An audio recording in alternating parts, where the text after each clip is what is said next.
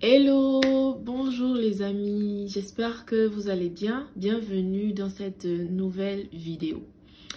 Bon, déjà je vais me présenter s'il y a des nouveaux. Je m'appelle Marie-Claire, comme le nom de ma chaîne l'indique. Je suis une jeune étudiante gabonaise en Chine. Voilà, ça fait plus de 4 ans maintenant que je suis en Chine. Sur ma chaîne, nous parlons beaucoup de spiritualité parce que je suis chrétienne. Et j'aimerais partager avec le plus grand nombre ce que j'ai expérimenté, ce que j'expérimente et ce que le Seigneur me met à cœur lors des moments de méditation ou juste dans la vie de tous les jours. Donc, bienvenue sur cette chaîne si tu es nouveau et aux anciens, bienvenue. Donc, dans cette nouvelle vidéo, je vous parlerai de ce qui pourrait faire que cette année soit une meilleure année, meilleure que celle qu'a été 2023 ou les années antérieures. Mais avant de commencer la vidéo, je t'invite à t'abonner si tu es là pour la première fois. Si tu regardes souvent les vidéos et que tu n'es pas abonné, abonne-toi, c'est gratuit. Like la vidéo également. Et aussi, tu peux me retrouver sur Snapchat. Voilà, j'essaie d'être un peu plus régulière là-bas. J'ai plus, du moins, je n'ai plus de compte Instagram ou Facebook public. Les comptes que j'ai, c'est vraiment personnel. Donc, j'ai un compte Snapchat public et voici ma chaîne YouTube. Donc tu peux me rejoindre également sur Snapchat. Je voulais également passer une nouvelle information, c'est que si tu souhaites venir étudier en Chine pour la rentrée prochaine, c'est-à-dire la rentrée de septembre, tu peux me contacter au numéro WhatsApp qui va s'afficher là si tu souhaites venir avec une bourse ou si tu souhaites venir à tes propres frais, tu peux me contacter et moi je me chargerai de t'aider à trouver une bourse d'études ou une université dépendamment de ce que tu désires. Donc je remets encore mon numéro WhatsApp là, tu peux me contacter. Le meilleur moment pour commencer à postuler pour l'année scolaire prochaine, c'est en mars. Voilà, parce qu'actuellement, nous sommes en vacances. Le nouvel an chinois, c'est dans quelques jours, donc ça ne travaille pas véritablement. Mais on reprend les cours fin février, début mars. Et c'est la meilleure période, surtout pour ceux-là qui souhaitent avoir de bonnes bourses. C'est la meilleure période pour postuler et pour avoir l'opportunité de commencer à étudier en Chine à partir du mois de septembre. Donc voilà, également pour ceux-là qui souhaitent faire des achats en Chine, pour ceux-là qui souhaitent également venir en Chine mais qui ont un peu du mal parce que peut-être ils ne parlent pas anglais, ils ne parlent pas chinois, ne vous inquiétez pas, je vous mets mon contact, en fonction de ce que vous voulez, contactez-moi, écrivez-moi et je me ferai un plaisir de vous répondre, de vous apporter certains éclaircissements. J'ai fait une vidéo précédemment dans laquelle je vous parlais un peu de certaines de mes résolutions pour 2024. Et par rapport à certaines choses qui se sont passées dans ma vie en 2023. Et j'ai pu expérimenter, en fait, j'ai pu comprendre, réaliser que ce qui avait fait que mon année 2023 soit meilleure que les précédentes, c'est parce que j'avais décidé de mettre Dieu au premier plan. Il m'est arrivé de tomber, comme j'en ai parlé dans la précédente vidéo, il m'est arrivé d'avoir des moments d'égarement. Ça m'est arrivé, je suis un être humain, je ne suis pas parfaite. Mais la persévérance, je peux dire que c'est ça qui a fait en fait que je sorte de 2023 vraiment la tête haute malgré les petits moments de douleur, des petits échecs ici et là. Mais vraiment dans l'ensemble, mon année 2023, je lui ai mis je crois 8 sur 10 parce que vraiment c'était bien. La seule chose que je me suis reproché, c'est de ne pas avoir pris le temps de mettre Dieu davantage. Je crois qu'à certains moments, j'ai fait passer certaines personnes au premier plan et je ferai une vidéo là-dessus également. J'ai fait passer certaines personnes au premier plan et je m'en suis voulu parce que je me suis rendu compte en fait que lorsque Dieu te bénit, lorsque Dieu te donne quelque chose, en fait, c'est lui qui reste la priorité. Il reste Dieu est ma priorité. Vraiment, Dieu est censé être notre priorité. Peu importe ce que nous sommes, où nous sommes, ce que nous avons, les saisons, les périodes de nos vies, Dieu reste notre priorité. Il est ma priorité. Malheureusement, je n'ai pas su gérer les choses. J'ai vraiment pas su gérer les choses. C'est il y a quelques temps, lorsque je méditais, je priais, que vraiment le Saint-Esprit a mis un accent particulier sur ça.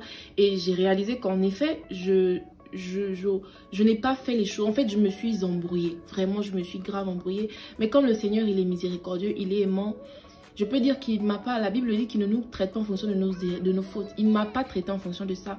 Mais s'il met un accent particulier là-dessus, c'est parce qu'il veut que je m'améliore, que je ne fasse pas les mêmes. Donc voilà, on se souhaite les meilleurs vœux pour l'année 2024. On se souhaite beaucoup de bonnes choses. Mais j'aimerais dire à quelqu'un que ton année ne va pas changer parce qu'on te souhaite les meilleurs vœux en fait. Pas du tout. Les mêmes causes produisent les mêmes effets. Si tu es dans un cycle de médiocrité, de péché, de certaines choses, bah tu ne vas comment dire, récolter que les mêmes choses. Ce qui fera que ton année sera différente, c'est parce que tu vas prendre des choix, des décisions différentes. Tu vas faire des choix différents. Tu vas faire des choses qui vont t'emmener là où tu désires aller. Et pour moi, je pense véritablement que ce qui pourrait faire que mon année et ton année soient spéciales et particulières, c'est parce qu'on mettra Dieu au premier rang. On décide de mettre Dieu au premier rang. On décide de lui donner le plein contrôle de l'année. On décide de marcher avec lui. Après, je sais que c'est pas forcément facile, surtout au début, parce que en fait, c'est même pas quelque chose qu'on arrive à faire de nos propres forces. Aujourd'hui, on voit des personnes qui cumulent des années de fidélité avec le Seigneur, de beaucoup de choses. C'est pas parce qu'elles ont trop la force, la capacité de le faire. C'est vraiment, elles ont juste accepté de dire Seigneur, je te donne le contrôle. Seigneur, prends les rênes. Seigneur, fais ce que tu veux. Et dès lors que tu décides, parce que le Seigneur, contrairement au diable, il ne s'incruste pas dans nos vies en fait. Il ne va pas venir dans nos vies pour conduire, diriger, alors qu'on ne lui donne pas l'accès. Il faut qu'on lui donne l'accès. Il faut que ça vienne du cœur. Il faut qu'on le désire. Il faut qu'on souhaite vraiment lui appartenir. Et dès cet instant, il nous conduit. Il nous donne la capacité. Ces choses qu'on tolérait auparavant, il nous emmène vraiment à les voir d'une autre manière, à désirer autre chose. Des fois, je suis assise, je médite, je réfléchis, je parle. Des fois, je médite en fait sur les conversations que j'ai avec certaines personnes de mon entourage. Et je me dis vraiment, Père, merci. Merci pour la grâce que tu m'as accordée de te connaître. Vraiment, je suis tellement reconnaissante aujourd'hui pour ce que tu fais dans ma vie. Parce que je me suis rendu compte et je me rends compte que mon système de pensée, il a changé. Ma mentalité a changé. Et c'est l'une des choses qui va nous emmener loin, qui peut nous emmener loin en fait, c'est d'avoir l'intelligence renouvelée, le système de pensée renouvelé. La Bible dit, ne vous conformez pas au siècle présent, mais soyez transformés par le renouvellement de l'intelligence. Et qui va transformer notre intelligence? C'est le Seigneur au travers de sa parole, au travers des enseignements, au travers des prédications. Le Saint-Esprit a besoin de quelque chose pour en fait asseoir en nous certaines vérités, certaines vérités en fait. Et ces choses-là s'appuient sur la parole de Dieu. Donc, l'année 2024, comme je le disais plus haut, ne va pas être différente que 2023 si on continue les mêmes schémas. Par exemple, moi, je me suis rendu compte que j'avais mis certaines personnes justement à un certain rang pour lesquels je faisais beaucoup de choses, en fait, qui, à un moment donné, en fait, je minimisais ma relation avec le Seigneur. Et je me suis dit, je ne peux pas continuer comme ça, en fait. Je ne peux pas continuer comme ça. Je ne sais pas ce qui m'attend demain. Je ne sais pas ce que le Seigneur a prévu pour moi.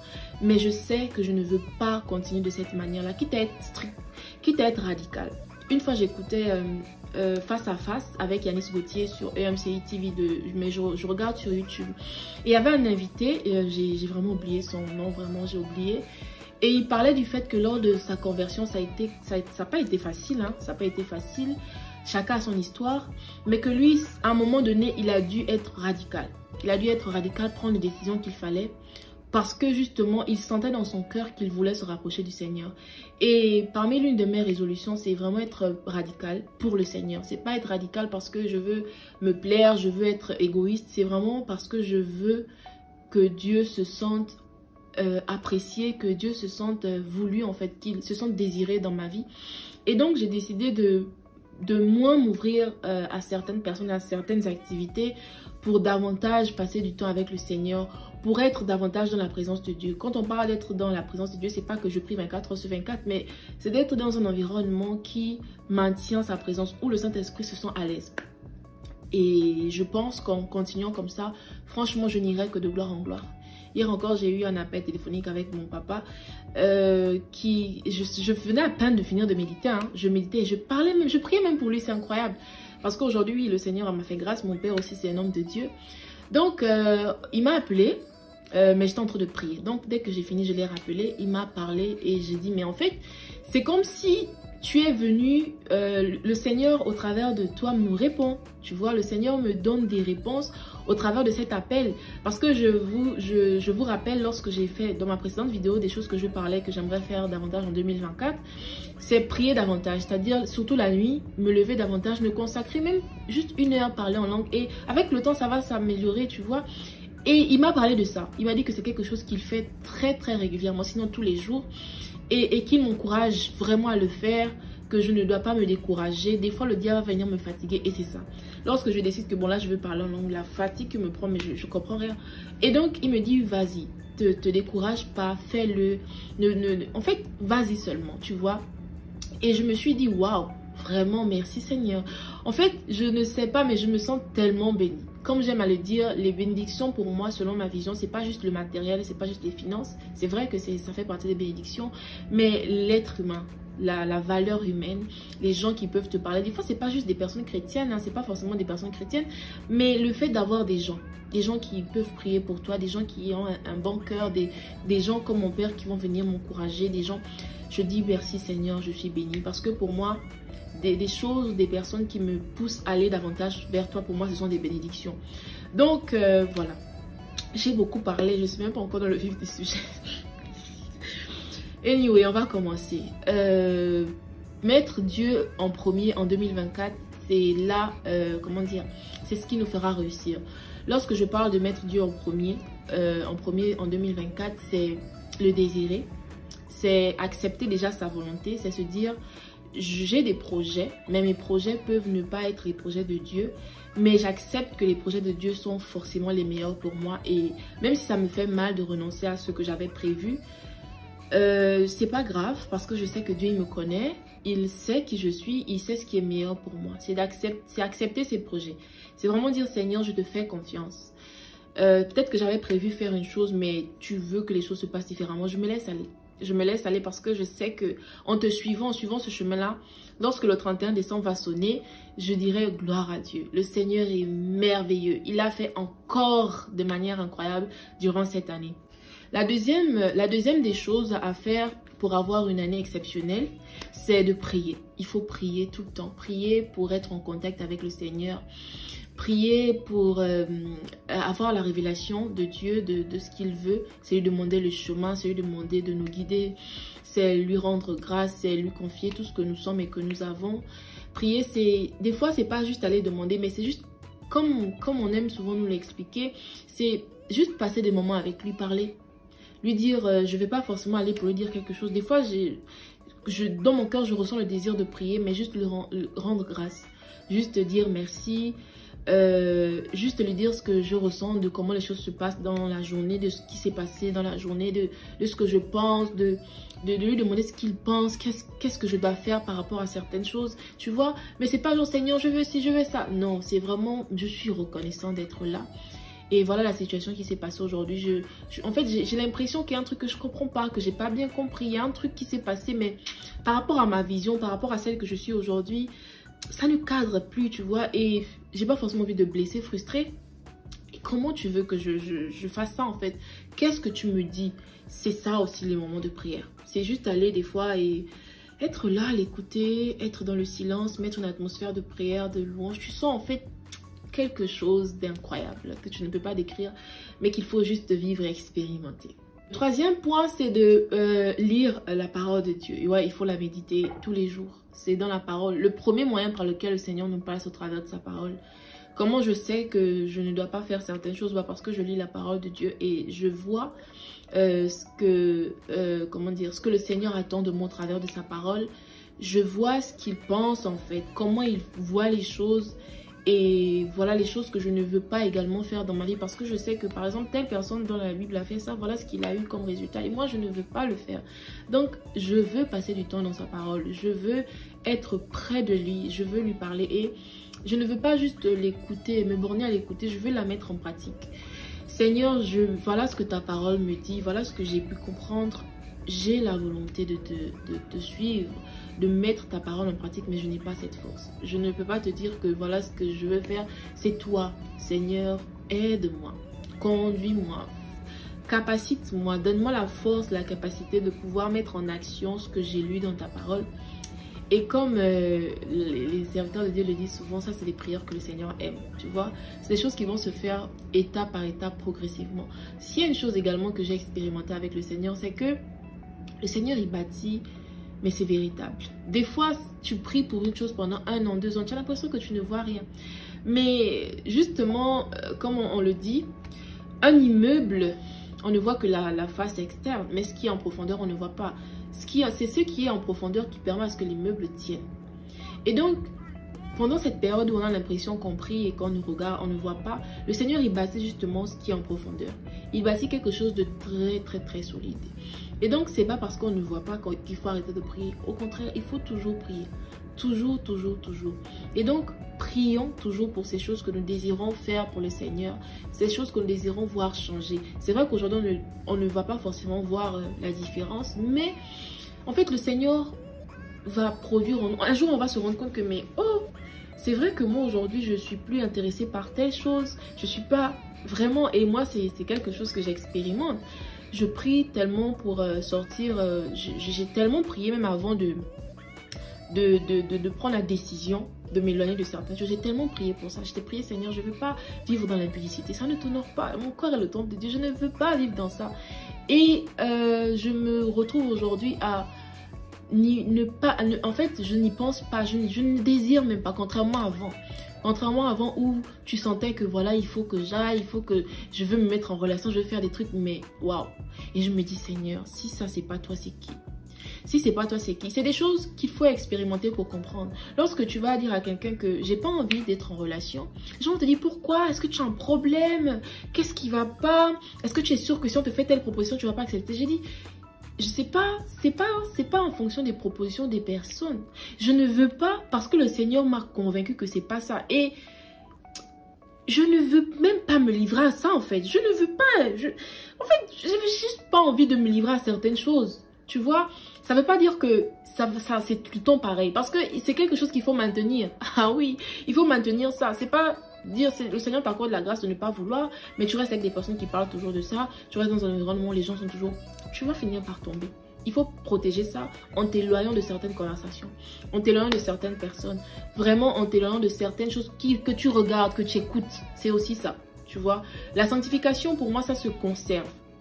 Vraiment, ça se conserve. Ça se conserve par un style de vie, parce que tu écoutes, parce que tu regardes, par les conversations que tu as, par les personnes avec lesquelles tu restes. Si tu as des personnes toujours en train de parler de sexualité, ça va travailler en toi en fait. Ça va travailler en toi et tu auras envie de le faire. Mais si tu te satures, moi, mais comme je vous dis, je me sature d'enseignement, prédication, tout.